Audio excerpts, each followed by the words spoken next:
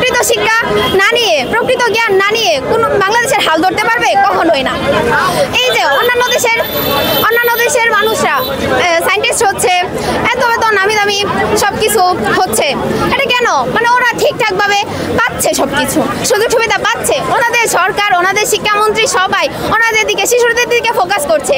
আর এখান থেকে কি আমাদের ন্যায্য অধিকার থেকে কেন আমাদের পিছিয়ে দেওয়া হবে? কেন? জবাব চাই। আর শিক্ষামন্ত্রীর কাছে একটা প্রশ্ন, উনি যে পত্রায় বসে আছেন, আমাদের সুবিধা অসুবিধা দেখার কি ওনার দায়িত্ব না? অবশ্যই দায়িত্ব। শিক্ষামন্ত্রী হিসেবে এটাই ওনার দায়িত্ব। আর বাংলাদেশের হাল ধরবে শিশুরা, তাদেরকে প্রকৃত শিক্ষাটা দিতে হবে। এই যে পরীক্ষায় 20 দিন 30 দিন করে পরীক্ষা, আমরা রোজাও পরীক্ষা দিছি।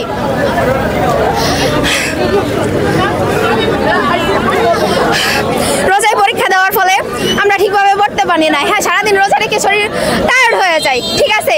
এখনকার আমাদের ব্যাচ টাইমেই যত সব দুর্যোগ, যত সব রাজনীতিবিদের সমস্যা, এত এই সন্ত্রাস, ওই সন্ত্রাস, আরে কি একটা আশ্চর্য